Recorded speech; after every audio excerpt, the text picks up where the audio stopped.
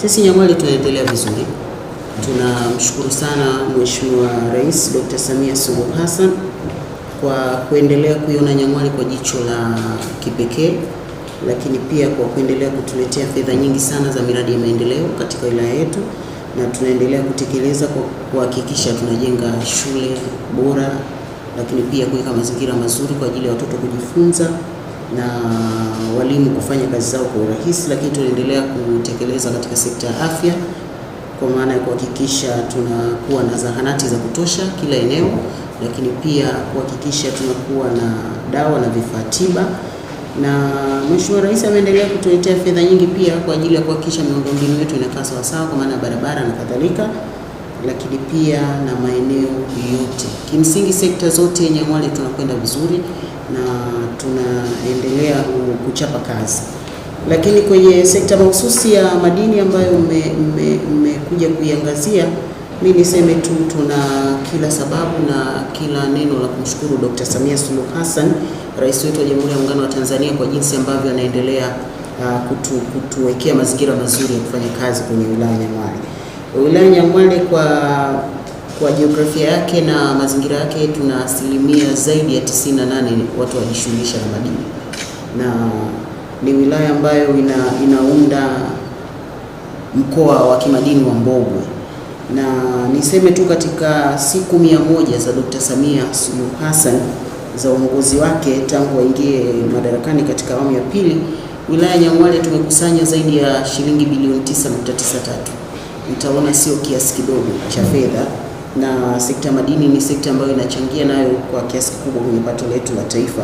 Kwa hiyo tumefanikiwa kukusanya hii fedha kwa sababu ya mazingira mazuri.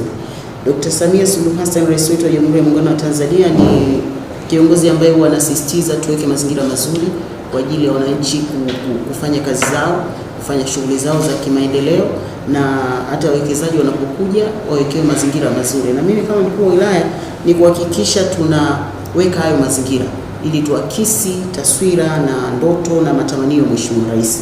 Kwa hiyo zimepatikana kwa sababu kuna mazingira mazuri yamewekwa. Na kimsingi, unajua maeneo ya uchimbaji wakati mwingine kunakuwa na makelele sana, lakini mimi niliset standards na watu wangu, nikawaambia lazima tufanye kazi, lazima tuzalishe, kwa sababu kwenye kuzalisha aliyewekeza kwenye madini anapata, na sisi kama serikali tunapata mapato kwa sababu tunachukua tozo mbalimbali kule. Kwa hiyo tunahakikisha hayo mazingira hayatoki kwenye utaratibu ili kuhakikisha tunapata mafanikio makubwa na kuingiza fedha nyingi za maendeleo kupitia sekta ya madini. Lakini nikuambie tu katika mikoa ambayo, katika wilaya ambazo zinaunda mkoa wa kimadini Mbogwe, wilaya Nyang'hwale ni wilaya inayochangia zaidi ya 67% ya mapato yake. Nitakwambia tu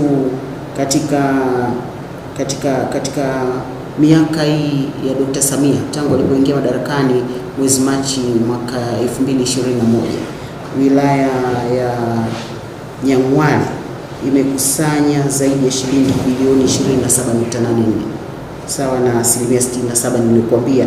Lakini pia tumeingiza fedha kwa maana ya mkoa wa kimadini wa Mbogwe bilioni 98.7, lakini wilaya yetu tumeingiza mapato ambayo ni tumeongeza mpaka mwezi Machi mwaka huu tunapozungumza.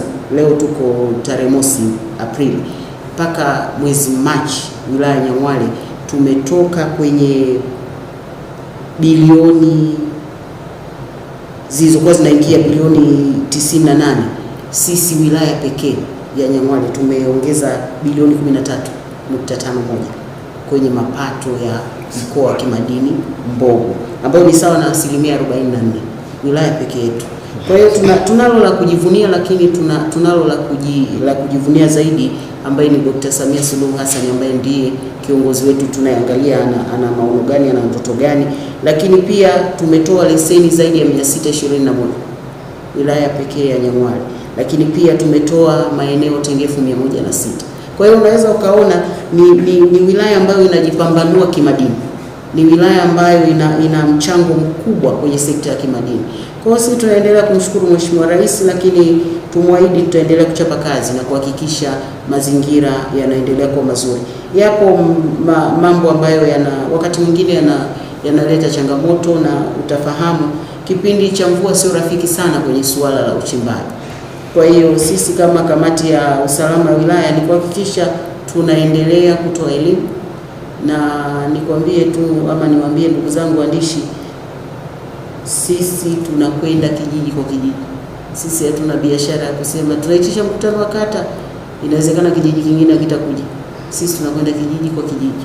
Kijiji hicho tukikuta kina eneo la madini, tunawaambia habari ya madini, na tunapokwenda huko ni kamati ya usalama pamoja na wataalamu wa madini kuhakikisha elimu ile inafika, ili watu wachimbe kisasa, watu wachimbe kwenye mazingira ambayo sio hatarishi na kadhalika na kadhalika. Kwa hiyo yapo ya kujivunia, na tunasema karibuni sana Nyang'hwale. Nyang'hwale ni njema, anayetaka anakuja, na mazingira ya uwekezaji mazuri. Wawekezaji kutoka ndani na nje ya Tanzania tunawakaribisha sana Nyang'hwale. Tunawakaribisha, na sisi tulivyozoea kwa maana ya notion ya Kitanzania, tunafikiria uwekezaji lazima mwekezaji awe na ngozi nyeupe. Sasa naona hata rafiki yangu hapa ni ana ngozi nyeupe, kwa maana ya anayetoka nje ya nchi. Sasa mimi ni waalike wawekezaji wa ndani na nje ya nchi waje wawekeze Nyang'hwale. Kama nilivyosema, Mheshimiwa Rais ameweka mazingira mazuri sana ya uwekezaji kwenye nchi yetu, na sisi ambao tunafanya kazi kwa niaba yake huku chini ni kuendeleza yale mazingira ambayo Mheshimiwa Rais anataka. Kwa sababu kama yeye anasema tuweke mazingira mazuri kwa ajili ya wawekezaji, mimi ni nani mkuu wa wilaya niweke mazingira magumu kwa ajili ya wawekezaji? Kwa hiyo wawekezaji, njoeni Nyang'hwale. Kuna fursa nyingi za kuwekeza kwenye sekta ya madini. Kuna namna unaweza ukajenga viwanda vya uchenjuaji wa madini, unaweza ukawekeza kwenye uchimbaji wa kisasa zaidi, na mambo yapo hapa. Tunaweza tukapata mgodi mkubwa kabisa kutoka Nyang'hwale. Kwa hiyo waje, na nafahamu kuna watu ambao wana leseni za utafiti, maeneo makubwa ya utafiti, wafanye tafiti Nyang'hwale. Kuna mambo hapa, waje wawekeze. Ushirika wa Ifugandi, niseme tu kwanza ni watu ambao wanafanya vizuri. Ni watu ambao nimewatembelea sio chini ya mara 3 mara 4. Ni watu wanafanya vizuri, lakini niseme tu ni watu pia ambao wanashiriki vema kutoa mapato ya serikali kutokana na kazi yao. Kwa hiyo mimi wito wangu ni kama ambavyo tunasisitizwa hata kwenye kutoa mikopo kwa ajili ya halmashauri. Msisitizo mkubwa wa serikali ni watu kuunda vikundi. Panapo ushirika pana mambo ambayo mnaweza mkafanya kwa ukubwa kuliko mtu ukifanya peke yako. Tunafahamu wengi wanatatizika na mitaji, tunafahamu wengi wanatatizika na vifaa vya kisasa vya uchimbaji, lakini mtakapoweka ushirika, maana yake mnakaribisha umoja ambao ni strong. Mtaenda kuaminika kwenye benki, kwenye taasisi za kifedha, lakini pia itasaidia hata Tume ya Madini kuona kwa mfano STAMICO wao wanatoa vifaa vya uchimbaji. Kwa hiyo mkiweka ushirika ni rahisi kwenda kusema tunahitaji tusaidiwe jambo A na mkasaidika, kuliko mtu ukienda kama Grace peke yako huwezi kusaidika kirahisi kama mkienda watu kwa maana ya kikundi.